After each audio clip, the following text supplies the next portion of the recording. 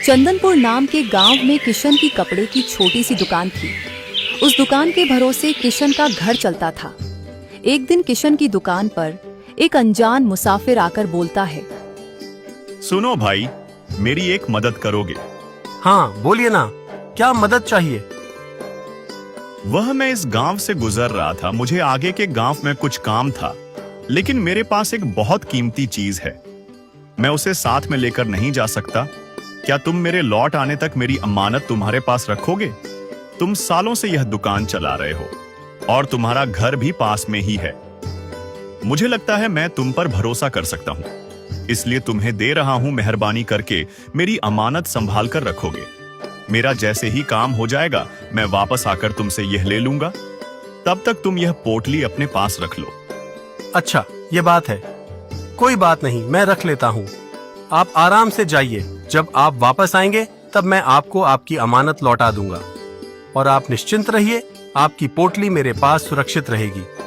मैं इसे बहुत संभाल कर रखूंगा। तुम्हारा बहुत बहुत शुक्रिया भाई। मैं चलता हूँ, जल्दी लौट आऊंगा। ऐसा कहकर वह मुसाफिर वहां से चला जाता है। घर जाते ही किशन कविता को पोटली संभाल कर रखने के लिए कहता है, तो कविता बोलती है, लेकिन इसमें है क्या और किसने दी है?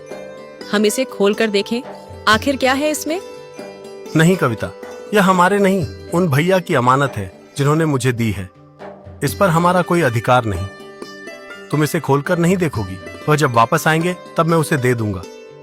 उन्होंने मुझ पर बहुत भरोसा करके यह अमानत मुझे दी है। इसे खोलकर देखना सरासर गलत है। तुम इसे संभाल कर रख दो। अच्छा ठीक है, जैसा आप कहो। मैं नहीं देखूंगी, मैं इसे रख देती हूँ। सब कुछ ठीक चल रहा होता है। ऐसे ही कुछ दिन बीत जाते हैं। एक दिन किशन की दुकान पर गांव का एक रईस आदमी कपड़े लेने आता है। अरे सेठ जी, आप और मेरी दुकान पर आइए आइए। आज तो मेरे दुकान के भाग खुल गए कि आप मेरे दुकान पर आए हो। कहिए ना, आपकी क्या सेवा करूं? आपको क्या चाहिए? वैसे तो तुम्हारे दुकान पर मेरे लायक कोई चीज नहीं होगी, लेकिन फिर भी तुम्हारे दुकान पर सबसे महंगा वाला जो कपड़ा होगा वह दिखाओ। अच्छा ठीक है सेठ जी, अभी दिखाता हूँ। फिर किशन खुशी खुशी अपने दुकान का सबसे महंगा कपड़ा सेठ जी को दिखता है। सेठ जी उसे कपड़े को देखकर बोलते हैं, अरे ये तो बहुत अच्छा है। ये तुम्हारे पास कहाँ से आया? ऐसे कपड़े तो शहर में मिलते हैं। तुम इतने महंगे और अच्छे कपड़े यहाँ कब से रखने लगे? सेठ जी, ये तो मेरे पास पिछले 5 साल से पड़ा हुआ है। इस गांव में कोई इसे खरीदी नहीं पाया, इसलिए ऐसे ही पड़ा हुआ है। मेरे दुकान पर सबसे महंगी चीज यही है। हमें यह कपड़ा बहुत पसंद आया। तुम एक काम करो, तुम्हारे पास ऐसे महंगे वाले जितने भी कपड़े हैं मुझे दे दो। किशन बहुत खुश हो जाता है और खुशी खुशी सेठ जी को उसके पास जितने भी महंगे महंगे कपड़े रखे थे वो सब सेठ जी को दे देता है और सेठ जी निकलने लगते हैं। तभी किशन बोलता है, अरे सेठ जी, आपने तो पैसे दिए ही नहीं। तुझे क्या लगता है मैं मुफ्त में तुमसे कपड़े मांगने आया था? तुम तो ऐसे बोल रहे हो जैसे मैं तुम्हारे दुकान से चोरी कर रहा हूं। तुम जानते नहीं मैं कौन हूं। सेठ जी, आपको कौन नहीं जानता। अब तो गांव के सबसे रईस आदमी हैं। लेकिन आप ऐसे ही जा रहे थे तो मुझे लगा आपको याद ही नहीं रहा होगा। अब भूल गए होंगे, इसलिए मैंने कहा। अच्छा ठीक है, वह मेरे पास अभी पैसे नहीं हैं। वह तो मैं थोड़ा पर निकला था तो तुम्हारी दुकान रास्ते में दिख गई। मुझे लगा अगर तुम्हारे पास कोई अच्छी सी चीज हो तो लेता चलूं, क्योंकि मुझे महंगे महंगे कपड़े पहनने का और खरीदने का बहुत शौक है। पैसों की चिंता मत करो, कल हमारी हवेली पर आकर पैसे लेकर जाना। मैं आज घर पर नहीं हूं, मुझे फिलहाल कहीं बाहर जाना है, तो तुम कल सवेरे आकर ले जाना। जी सेठ जी, ये भी ठीक है। मैं कल हवेली पर आ जाऊंगा। धन्यवाद सेठ जी, मेरी दुकान पर खरीदारी करने के लिए आए। ऐसे ही आते रहिएगा सेठ जी।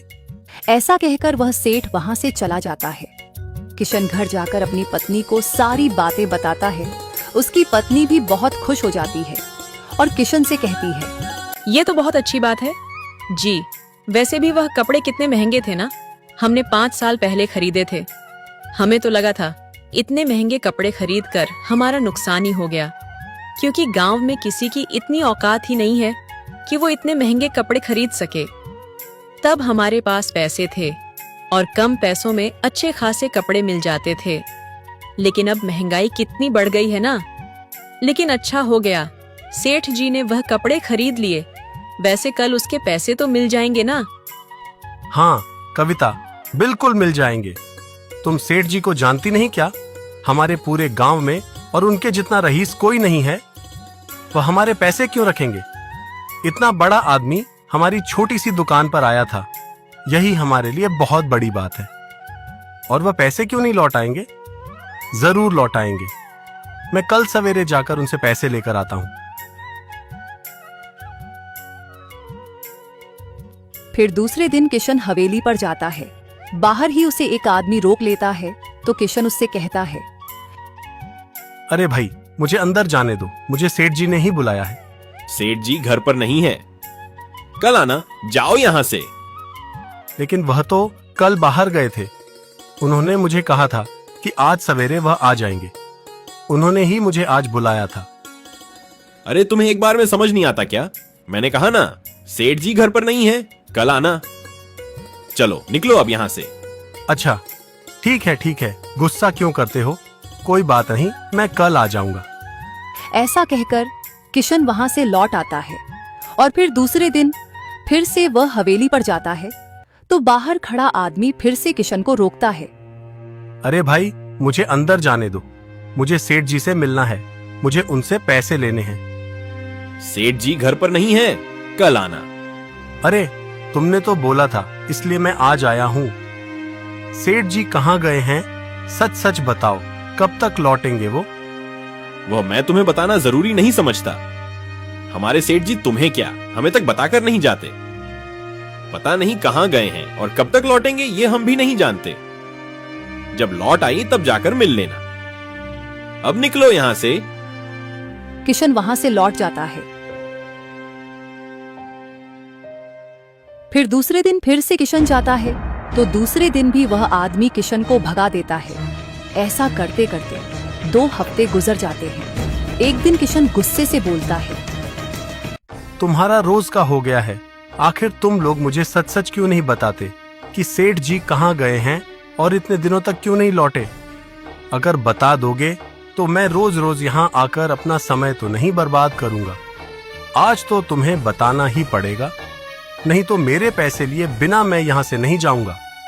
बस अब बहुत हो चुका, मुझे मेरे पैसे चाहिए।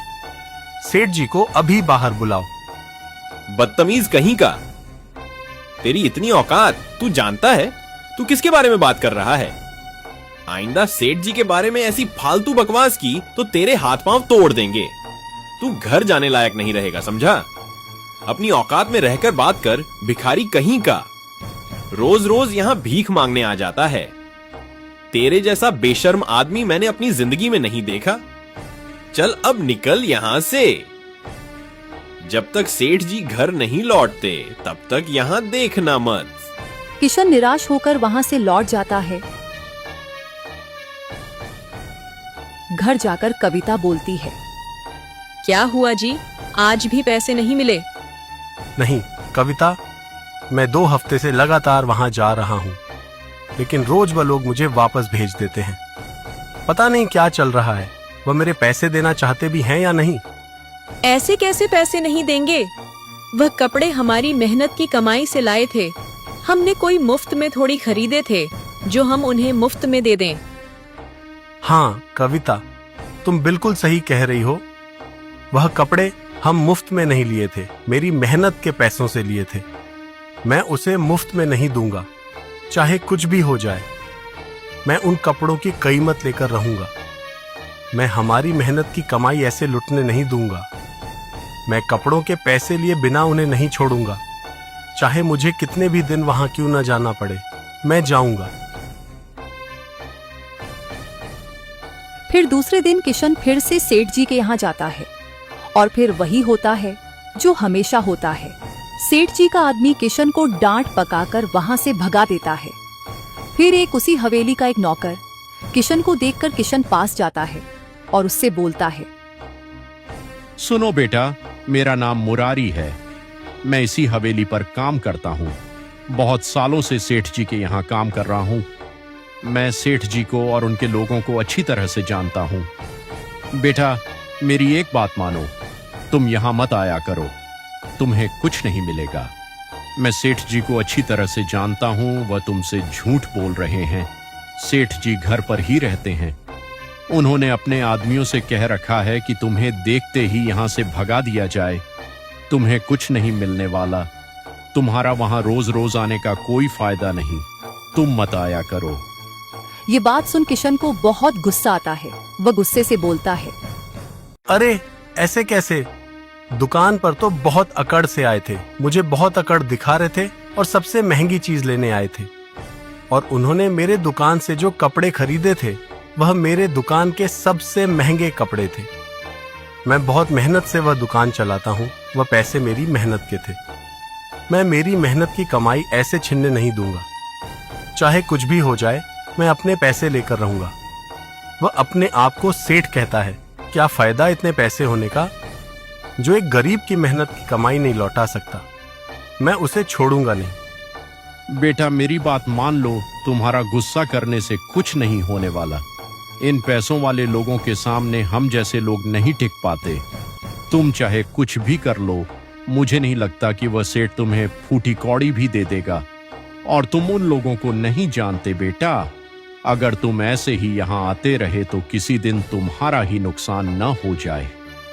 वह किसी भी हद तक जा सकते हैं। मैं तुम्हारे भले के लिए कहता हूँ, चले जाओ यहाँ से और दोबारा यहाँ मत आना। उन आदमी के बहुत समझाने के बाद किशन वहां से लौट आता है। दोनों पति पत्नी बहुत निराश होकर बैठे होते हैं। ऐसे ही कुछ दिन बीत जाते हैं। फिर एक दिन किशन को वह सेठ रास्ते में दिखाई देते हैं। किशन उन्हें देख और उनके पास दौड़ा चला जाता है और बोलता है, अरे सेठ जी, आप यहाँ? आपने पहचाना? मैं वह कपड़ों की दुकान चलाता हूँ। आप मुझे कपड़े लेकर गए थे ना? कौन हो तुम? मैं तो तुम्हें पहली बार देख रहा हूँ। अरे ऐसा मत कहिए सेठ जी, आपको याद नहीं? आप 2 महीने पहले मेरे दुकान पर आए थे। तब आपने मेरे दुकान से सबसे महंगे कपड़े खरीदे थे और आपने बोला था कि कल हवेली पर आकर पैसे लेकर जाना।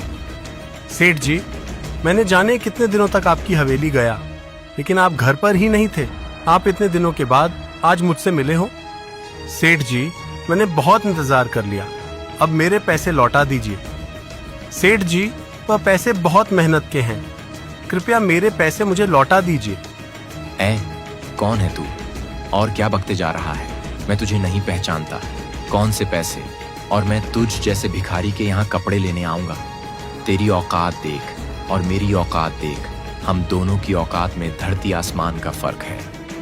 तुझे लगता है मैं तेरी दुकान से कपड़े लेकर पहन लूंगा? बिल्कुल भी नहीं। तुझ जैसे आदमी की दुकान पर तो मेरी जूती भी न जाए। बड़ा आदमी देखा नहीं, कुछ भी मनगढ़ंत कहानी बनाकर पैसे मांगने के लिए आ रहा है। मैं तुझ जैसे लोगों को अच्छी तरह से जानता हूं। पैसे निकलवाने का अच्छा तरीका है, लेकिन मैं इन सब बातों में नहीं आने वाला। चल निकल यहां से, मेरा रास्ता छोड़। मैं अच्छी तरह से जानता हूँ सेठ कि तुझे भी अच्छी तरह से पता है कि मैं किस कपड़े के बारे में बात कर रहा हूँ। तू ये सब जानबूझकर कर रहा है ना? तुझे मेरे पैसे नहीं लौटाने, इसलिए तू ये सब नाटक कर रहा है। शर्म कर सेठ, गरीब के पैसे खाते हुए तुझे शर्म नहीं आती और अपने आप को सेठ कहता है। गरीबों की कीमत करना सीख, तभी ऊपर वाला तेरी कीमत करेगा, नहीं तो ऊपर वाले की ऐसी लाठी पड़ेगी कि तू उठने लायक नहीं रहेगा। तेरी इतनी हिम्मत, तू मुझसे ऐसी बातें कर रहा है? रुक, तुझे मैं अभी बताता हूँ। फिर दोनों में हाथापाई होने लगती है। किशन भी सेठ को बहुत मारता है और सेठ भी किशन को मारता है। सेठ के लोग वहां जाकर बीच बचाव करते हैं और किशन को ही भला बुरा और गालियां देकर वहां से भगा देते हैं। घर जाकर किशन की पत्नी किशन से कहती है, आपको क्या जरूरत थी हाथापाई करने की? अगर वह मन नहीं रहे थे तो छोड़ देते। जाने दीजिए ना, मेरे लिए आपकी जान की कीमत के सामने उन कपड़ों की कोई कीमत नहीं। अगर आज आपको कुछ हो जाता तो मैं क्या करती? मैं कहती हूँ भूल जाइए, कोई जरूरत नहीं है उन कपड़ों के पैसे मांगने की। आइंदा आप उस सेठ के घर नहीं जाएंगे। ईश्वर पर भरोसा रखिए और ईश्वर पर सब कुछ छोड़ दीजिए। उस सेठ को ईश्वर ही देखेगा।